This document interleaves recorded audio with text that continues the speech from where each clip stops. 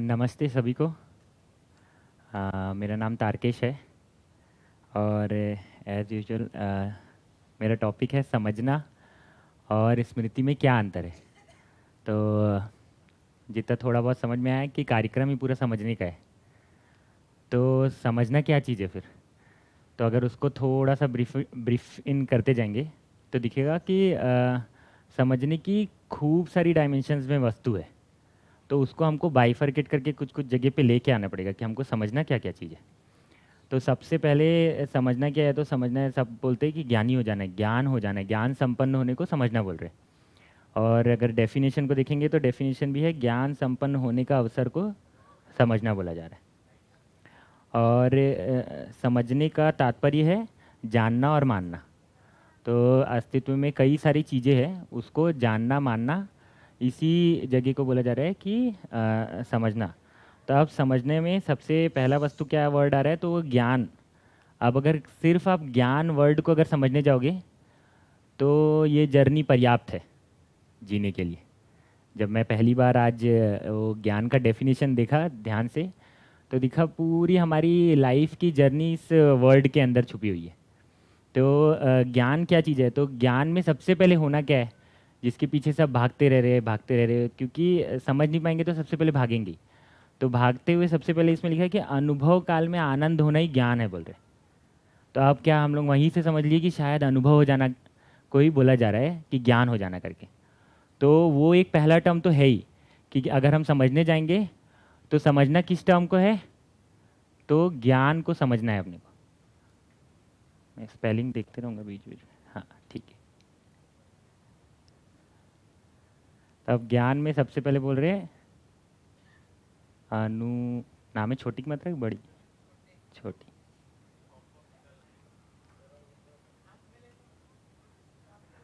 हाँ। तो जैसे ही हम अनुभव को समझने जाएंगे तो अनुभव क्या चीज़ का करना है हमको, ये बात को समझना पड़ेगा। तो अनुभव किस चीज़ का करना है हमको? तो अनुभव बेसिकली है क्या? तो प्रकृति में दो ही चीज़ है, एक व्यापक मतलब अस्तित्व में दो ही चीज़ है, एक व्यापक और एक प्रकृति। तो इन दोनों चीज़ों के पूरे को रिलेशन को, सह अस्तित्व को समझ पाना ही अनुभव है। अगर ये टर्म हमको समझ में आ जाएगा तो इसका प्रकटन किस रूप में हो जाएगा? तो इसका प्रकटन आनंद के रूप में हो जाएगा। तो मैं देख लेता हूँ।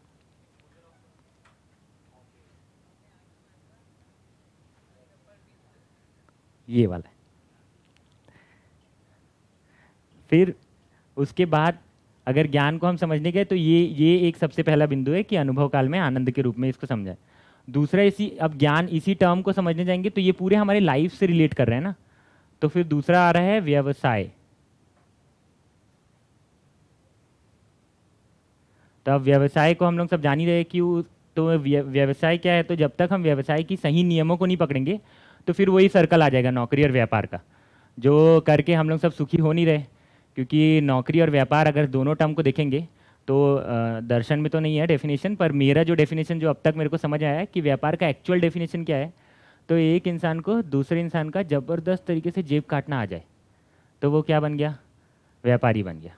और जो इस जेब काटने को बहुत आसानी से देख पाता है और बहुत ही अच्छे लैंग्वेज से उसको प्रस्तुत कर पाता है, वो नौकरी के अच्छे डेजिग्नेशन में पहुंच जाता है। लेकिन उससे वो सुखी क्यों नहीं हो रहा है? क्योंकि उस पूरे में उसको क्या करना पड़ रहा है? तो दूसरे मानव का जेब काटना पड़ रहा है, मतलब नियम को ही कहीं ना कहीं से चेंज करना पड़ जा रहा है। तो अस्तित्व के नियम को हम पकड़ नहीं रहे, जिसके कारण व्यवसाय काल में हम सुखी नहीं रह पा रहे। अब नियम को पकड़ लिए का मतलब क्या है? तो व्यवसाय में एक छोटा सा नियम है जो चाचा जी हमेशा बताते ही रहते हैं कि प्रकृति का नियम को अगर देखेंगे तो एक बीज लेके जाएंगे तो वापस रिटर्न में कितना मिलेगा? तो 400 बीज मिलेगा। तो अब क्या है? तो प्रकृति ऐसा गिवर मॉडल है। तो अगर हम लोग सब भी अगर मानव हो के अगर गिवर मॉडल में शिफ्ट हो गए तो क्या हो गया? तो व्यवसाय का नियम पकड़ा गया हम लोग सबको। तो हम लोग सब किसी की भी जेब खाली रहेगी ही नहीं, तो नौकरी व्यापार करना ही नहीं पड़ेगा। तो उसके बदले क्या है? तो व्यवसाय कर पाएंगे तब। तो इसमें नियम, फिर वैसी और इसी ज्ञान को ही और समझते जाएंगे तो इस पे ईश्वर सत्ता को समझ पाना, ईश्वर को समझ पाना भी ज्ञान बोल रहे। तो उसको अब मैं ब्रॉडर टर्म में सबको डिस्क्राइब नहीं कर रहा हूँ, क्योंकि लगभग समय ये सब चीज़ें डिफाइन होती है। तो ईश्वर को समझ पाना का मतलब क्या है, तो सर्वत्र एक सा विद्यमान है ही हर जगह। तो ये विद्यमान कैसे है, इस बात को समझ पाने से ही ईश्वर सत्ता को समझ पाने, तो इसको भी एक प्रकार से ज्ञान बोल रहे हैं। तो अब ये सब टर्म के बाद ईश्वर के बाद आता है फिर लोकेशना पूर्वक ज्ञान बोल रहे हैं। तो अब यहाँ पर से जीने की वस्तु इन हुई, जो मेरे को अब तक समझ में आ रहा है कि लोकेशना पूर्वक ज्ञान अर्जन करेंगे तब ये सब बातें धीरे धीरे धीरे धीरे इंटरलिंक होनी चालू होगी।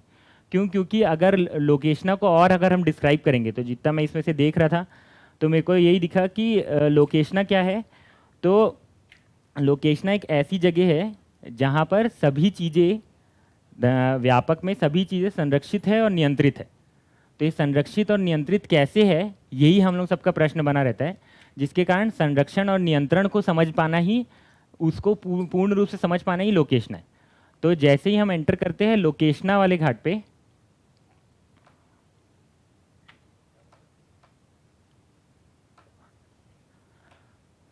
स्पेलिंग देख लेना। तो लोकेशना को ही अगर हम अच्छे से समझने जाएंगे तो लोकेशना के अंदर ही 3-4 घाट आ जाता है। तो इसमें से ही जैसे ही डंडा रह गया ऐसे, एक सेकंड मैं देख ही लेता हूँ, क्योंकि लोकेशना लिखा है इसमें। हाँ ठीक। हाँ तो लोकेशना क्या है, तो लोकेशना को अगर हमको देखना है तो हर बार बोल देते हैं कि ये एक स्वीकृति की बिंदु है, यहाँ से प्रारंभ करना है मानव को। तो अब यहाँ से हम प्रारंभ करेंगे कैसे, क्योंकि ये बात तो समझ आ ही नहीं रही है, टर्म भी समझ में नहीं आ रहा है। तो कहीं ना कहीं यहाँ से विश्वास की जर्नी बिगेन है। कैसे विश्वास की जर्नी बिगेन है, तो पहली बार इंसान को स्वयं में स्वीकृति के भाव को समझना है कि मैं स्वीकार कैसे सकता हूँ अपने आप को। तो जब अपने आप को स्वीकारने की जगह पे हम जाते हैं तो हमारा 3 घाट है। एक तो सबसे पहले जीव चेतना का घाट, जो बोल रहे हैं कि आहार निद्रा भय मैथुन, इसी में पूरा वो चलते रहता है। अब मानव के साथ जैसे ही ऐड ऑन हुए तो क्या हुआ, तो शब्द स्पर्श रूप रस गंध आया, और उससे जैसे ही ऐड ऑन हो रहे, और अगर मानव चेतना से संपन्न होना है तो लोकेशना वित्तेषणा पुत्नेषणा आ रहा है, और उसके बाद उपकार आ रहा है। तो ये पूरा एक सीक्वेंस है। तो जीव जीव पूरा कैसे चल रहा है, तो जीव चल रहा है आहार निद्रा भय मैथुन के अनुरूप शब्द स्पर्श रूप रस गंध का प्रयोग हो रहा है। मानव कैसे कर रहा है, जब तक भ्रमित मानव है तब तक वो क्या कर रहा है, शब्द स्पर्श रूप रस गंध के अनुरूप आहार निद्रा भय मैथुन को चला रहा है। लेकिन उसके बाद भी वो सब तरीके से हर पैरामीटर्स में चेक करके देख चुका है, शब्द स्पर्श रूप रस गंध को आहार के साथ में, शब्द स्पर्श रूप रस गंध को भय के साथ में, मैथुन के साथ में, ऐसे सब चीज़ सब सेटिंग करके देख लिया, लेकिन सुखी किसी भी सेक्टर पे नहीं हो रहा है। अब अल्टीमेटली दिखता है कि सुखी होएगा कैसे, तो फिर मानव को ये जगह पे आना पड़ता है कि भाई ये सब करने के बाद भी मैं अल्टीमेटली अपने आप को तो स्वीकारने की जगह पे नहीं आ रहा हूँ। तो फिर बोल रहे जिस समय थक गए, क्योंकि अभी हम लोग सब तो भाग ही रहे, क्यों भाग रहे, कब तक भाग रहे, और भागना कहाँ तक है ये भी हमको किस लिए पता नहीं चल रहा है, क्योंकि हमको पता नहीं चल रहा है कि स्वीकारने की बिंदु क्या है। तो स्वीकारना क्या है, तो जैसे ही हम ज्ञान के अनुरूप मानव को समझने के लिए जाएंगे तो मानव के डेफिनेशन को ही स्वीकारना है कि मानव क्या है, तो मनाकार को साकार करना चाहता है और मना स्वस्थता का आशावादी। तो अब हम जैसे ही आशावादी हुए तो अब उसमें क्या है, तो मना स्वस्थता को अगर हम सही से देखने जाएंगे तो मानव कभी भी अविभाज्य है, दूसरे मानव से रिलेट करता है, प्रकृति से रिलेट करता है। इस अविभाज्यता को जैसे ही देखने का स्वरूप हमारे अंदर एंटर हो गया तो हम लोकेशना के घाट पे एंटर किए। तो लोकेशना पे आते साथ ही हम क्या है, तो हम स्वयं के प्रति स्वीकृति, परस्परता के प्रति स्वीकृति, प्रकृति के प्रति स्वीकृति, ये तीनों जगह पे स्वीकृति पूर्वक देखना प्रारंभ हो जाता है।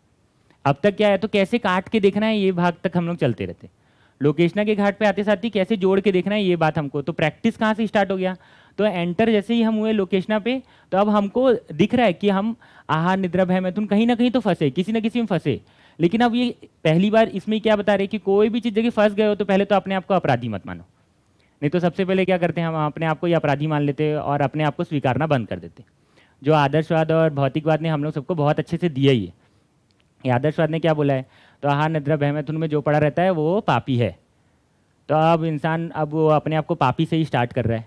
भौतिकवादी बोल रहा है कि जितना भी भोगने के बाद भी मैं सुखी तो नहीं हूँ, तो सुविधा में सुख नहीं है, ये जगह पे जाके लॉक हो जा रहा है। तो अब हम लोग सब अल्टीमेटली क्या है, तो हम लोग जितने भी मानव है सब एक एक जगह कहीं ना कहीं लॉक है। तो सबसे पहले स्वीकारना क्या है, एक तो स्वयं में ये स्वीकारना है कि हम कहाँ लॉक हो गए, और उसके बाद करना क्या है, लॉक हो गए पता चल गया तो सबसे पहले एक मिनिएचर रिलैक्सेशन हो जाएगा कि हाँ हम इस जगह पे लॉक्ड है करके। अब जैसे ही लॉक्ड हो गए, अब लॉक होने के बाद क्या करते हैं, तो अब वो ताला चाबी खोजना पड़ेगा, चाबी किसके पास है। तो चाबी के लिए फिर हम लोग इस ज्ञान की तलाश में निकलते हैं कि इसका चाबी किसके पास है। तो अब अपने को अपना दृष्टि उदय करने का कार्यक्रम कहाँ से आया कि जिसके पास चाबी है उसको स्वीकारना है। तो वही है श्रेष्ठ मानव का चयन करना है, और उसको कैसे चयन करना है, तो वो भी पूर्ण तर्क पूर्वक ही चयन कर सकते हैं हम आराम से। तो अब अपने पास जितने प्रश्न बने हैं उस प्रश्न का मूल प्रश्न तक पहुंचना है हमको। ये हमारी जर्नी का लास्ट बिंदु कहाँ पहुंचता है कि हमको अपने जर्नी में मूल प्रश्न तक आना है और उस मूल प्रश्न के उत्तर को जानने के प्रयास में लगना है। जिनसे हमको मूल प्रश्न का उत्तर मिला वहाँ से हमारा जो है अध्ययन काल बिगिन होता है कि अब हमको उस मूल प्रश्न के उत्तर के टर्म्स में अभ्यास और अध्ययन करना है। अब उस पर हम जैसे जैसे इन होते जाते तब जाके हमको स्वयं के प्रति स्वीकृति जगना चालू होती कि हाँ यार मैं भी मानव बन के जी सकता हूँ, इतना सही स्वीकारना है। अभी हम लोग सब क्या है, मानव नहीं बन सकते ऐसे कंक्लूड करके बैठे हुए। और कंक्लूड कैसे कर लिए, तो लगभग हमारा जो परवरिश हुआ है उसमें कहीं ना कहीं हम जितने को भी देखे उसमें किसी को भी सुखी नहीं देखे। तो अब जैसे ही हमको पहला चिन्ह मिल गया कि एक ऐसा व्यक्ति मिल गया जिसके पास मेरे ही प्रश्न का उत्तर है, तो अब हम रिलैक्स हो जाएंगे। और रिलैक्स होते ही किसको स्वीकारें, खुद को स्वीकारने की एबिलिटी अभी हमारे में नहीं है, तो हम किसको स्वीकारेंगे सबसे पहले, तो श्रेष्ठ मानव को स्वीकार लेंगे कि भाई ये मेरा उत्तर देगा। अब वो कहाँ तक लेके जाएगा अपने को, तो वो धीरे धीरे धीरे धीरे करके कहाँ, तो उसकी दृष्टि तो उपकार तक की है ना, और हमको तो वो दिख ही नहीं रही है, क्योंकि उपकार करने के बाद इंसान सुखी होएगा, उसके पहले सुखी नहीं होने वाला। तो अब अपने को जहाँ एंटर जैसे ही करे उसका उंगली बस पकड़े, अब वो हमको कहाँ उंगली सीधा उपकार की जगह पे पकड़ाएंगे कि भाई यहाँ से देखना स्टार्ट करो, क्योंकि मानव तो उपकार करने के लिए जन्मा है और अब तक तुम कोई अपराध किए नहीं हो, ये बात की पुष्टि करते। तो जैसे ही हम अपराधी नहीं है इस जगह को हम अपने अंदर लॉक करते जाते तो हमारे अंदर विश्वास उदय होना प्रारंभ हो जाता है। जब तक हम अपने आप को ये मानते रहेंगे कि हम तो अपराधी है और हमको तो ये बात ही समझ में नहीं आने वाली, हम तो ऐसे जी ही नहीं सकते, तो ऐसे जितना भी हम मिनी मिनी लॉक ऐसे बना बना के रख लिए तो वो सब लॉक को ही ऐसे टटोल टटोल के देखते रहेंगे लेकिन मानेंगे नहीं। जैसे ही स्वीकृति का घाट आएगा और उसके बाद वो दृष्टि उदय करते उसमें हम चीज़ों को देखते जाएंगे तो हमको दिखेगा ये जो, जैसे अगर कोई इंसान आहार में ही लॉक हो गया तो अगर जिस व्यक्ति को हम श्रेष्ठ माने वो हमको जैसे अगर डांटेंगे भी कि देखिए क्या इसमें मैगी में लॉक हो गया है, अगर मैगी एक उदाहरण ले लेते तो अगर इसमें क्या लॉक हो गया है, इसमें से निकल, इसमें से, तो अब निकल वो बोलना चाह रहे हैं, इसका ये मतलब नहीं बोल रहे कि मैगी छोड़ दो। हमारा माइंडसेट तो सब छोड़ना पकड़ना ऐसा बना हुआ है ना, तो हमको लगता है शायद श्रेष्ठ मानव ये बताना चाह रहे कि इसको छोड़ देना है। वो बोल रहे कि ये ठीक है, खाने की वस्तु आई है धरती पे तो खाना ही है, पर इसी में फंसे रह जाना है ये जगह नहीं है, इसमें फंसे रह जाओगे तो मेरा हर बार डांट सुनोगे। तो ऐसे ही चारों सेक्टर में आप डाल लो कि आहार निद्रा भय मैथुन, जहाँ पर भी हम फंसे, सब स्पर्श रूप रस गंध में जहाँ पे भी फंसे, तो इस जगह पे हम आके अपने से जो श्रेष्ठ जिसको स्वीकारे उसको एक परमिशन भी अपने एंड से दे पाते कि भाई हमको सुधार के लोकेशना वाले घाट पे लेके आओ। तो लोकेशना वाले घाट पे एंटर करते करते ही फिर धीरे धीरे पुतेशना और वो पूरा फैलाव होते जाता है। तो अब ज्ञान का अर्जन होना वहाँ से प्रारंभ होते जाता है और ज्ञान जाके कहाँ पर जाके मैच हो जाएगा, तो जैसे ही हमको श्रेष्ठ मानव के द्वारा उपकार करके जीने के घाट पे हम आ गए, मतलब उपकार करके जीने के घाट पे आने के बाद द्वंद्व मुक्त हो गए, पीड़ा मुक्त हो गए, विरोध मुक्त हो गए, ऐसी ये सब एबिलिटीज से हम ग्रो हो गए, इसको बोल रहे योग्यता अर्जन हो जाना। तो इस योग्यता अर्जन के घाट पे हमको हमेशा कई सारे हर्डल्स आते रहेंगे, तो हर बार हमको क्या लगेगा कि यार अब हो गया, यार अब मैं नहीं समझ पाऊंगा। उस समय नहीं समझ पाऊंगा तो अपने में अगर वही स्वीकृति लॉक्ड है श्रेष्ठ मानव के साथ, तो फिर वापस से फिर वो रास्ते को पकड़ना स्टार्ट हो जाता है। और अगर उस बीच स्वीकृति गौण हो गई और अपने ऊपर अपना ही परवरिश बोले या फिर अपना मान्यता बोले कुछ भी चीज़ हावी हो गया, तो हावी हो गया तो हमारा क्या होता है, तो सबसे पहले क्या होता है, तो सुनना बंद हो जाता है।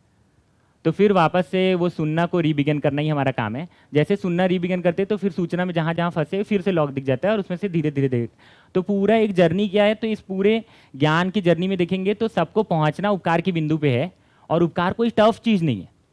अगर हम अभी तक क्या है, तो अभी तक अनुभव मान लेते थे कि पहुँचना अनुभव के बिंदु में, उसके कारण वो टफ लगता था क्योंकि वस्तु दिख नहीं रही है। अब इसमें क्या है, तो उपकार वस्तु है कि हमको उपकार पूर्वक जीना है, तो अब वो उपकार पूर्वक जीना हमारे डीएनए में कहीं ना कहीं है, बस हमको तो उसको तलाशना था ना। तो तलाशने के लिए हम उसका स्वरूप बनाते जाएंगे, धीरे धीरे उस स्वरूप को बनाते जाएंगे तो हमको दिखेगा कि हाँ मानव उपकारी होकर जी सकता है।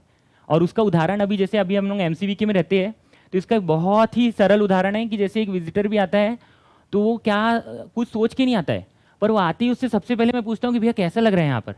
तो दो टर्म जरूर बोलता है, बहुत ही सुखी हो गया मैं यहाँ के, और बहुत ही शांति है करके। तो बोला शांति कहाँ है यार, दिन भर तो इधर किच किच किच किच झगड़ते रहते हैं हम लोग, इसको कहाँ से शांति दिख जा रहा है हर बार।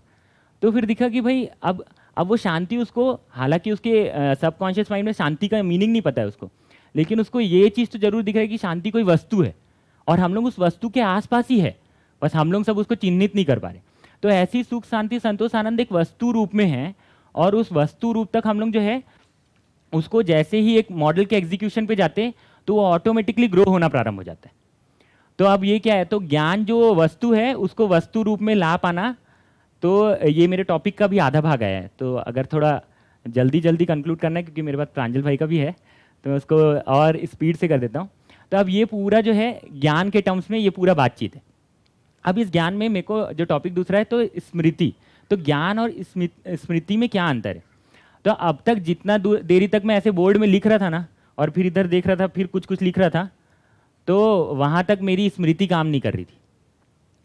क्योंकि स्मृति का डेफिनेशन है भूतकाल की सभी घटनाओं का विधिवत बारंबार दोहराने की क्रिया को स्मृति बोल रहे हैं। तो अब मेरे को भूतकाल में जो भी बात सही से समझ में आई है और उसको मैं विधिवत सही से समझाने में सक्षम हो पा रहा हूँ, उसको बोल रहे हैं स्मृति। तो जब तक मैं बोर्ड में इधर कुछ कुछ कुछ कुछ लिख रहा था, उस समय तक मेरी स्मृति तो नहीं चल रही थी, क्योंकि मेरे को अंदर जो समझ में आया है उस बात को मैं अभिव्यक्त नहीं हो पा रहा था। जो मेरे को लिखा हुआ दिखा हुआ दिख रहा है मैं उसको लिख रहा हूँ। तो स्मृति और तो स्मृति क्या है, तो स्मृति जैसे ही हम अभिव्यक्त होने के जगह पे आते हैं, संपूर्ण रूप से अभिव्यक्ति के घाट पे पहुंचते हैं, तो तब हमको जो बात समझ में आई है वो धीरे धीरे धीरे धीरे व्यक्त होना प्रारंभ होती है। तो स्मृति क्या किस बात के लिए हेल्प कर रही है, तो स्मृति चीजों को पूर्ण रूप से समझने के लिए हेल्प कर रही है। और स्मृति के पहले क्या है, तो श्रुति है। श्रुति और स्मृति ये चित्त की घटना है, चित्त में होने वाला डोमेन है। जो बोल रहे हैं ना कि रूप गुण स्वभाव धर्म, तो रूप और गुण जो है वो चित्रण का भाग है। अब ये जो गुण और स्वभाव है, स्वभाव और धर्म है, तो ये चिंतन का पार्ट है। तो ये चिंतन वाले पार्ट में स्मृति और श्रुति लॉक्ड है। तो अब क्या है, हम लोग चीज़ों को सुन रहे, सुनने के बाद उसके अभिव्यक्त वाले जोन पे जब जाते हैं तो हमको पता चलता है कि कितनी बातें हमारी स्मृति में गई है। क्योंकि अगर हम उसको वैसे का वैसे ही बारंबार दोहराने में सक्षम हो गए तो बात हमारे धीरे धीरे समझ में आएगी। जैसे अगर मैं लोकेशनों को अभी और खोलते जा रहा हूँ तो मेरे को बात उतनी पकड़ में आ रही, तो वैसे वैसे करके इस घटना तक पहुंचेंगे। ये अनुभव काल में आनंद की घटना तक हमको पहुंचना है, उसमें स्मृति सहायक है। जैसे अगर चाचा जी अगर पूरे बातों को रखते रहते तो हर बार देखना, मेरे को तो कई बार और सबसे पूछते ही है कि वैसे ही बोल रहा हूँ कि नहीं, तो मैं कई बार बोलता था यार चाचा जी मेरे से क्यों पूछ रहे, वैसे ही बोल रहे कि नहीं करके। तो वो क्या है, तो वो सिर्फ वो इंटरलिंक सेम वैसे ही है, उसका एक प्रत्यक्ष हमसे प्रमाण के रूप में लेते रहते हैं और स्वयं में प्रमाण तो है ही। तो इससे वो क्या है, तो इस घटना तक हम पहुंच पा रहे कि नहीं, तो हमको अपनी जर्नी तक पहुंचना है, उसके लिए स्मृति सहायक टूल है। तो ऐसे हम इसके अगर अंतर संबंध को देखेंगे तो स्मृति पूर्वक समझना और सही से बिगिन हो पाता है। तो इतना ही मैं जो कंक्लूड कर पाया अपने टॉपिक से। तो बाकी कोई प्रश्न हो तो वो आप मेरे से पूछ सकते हैं। धन्यवाद।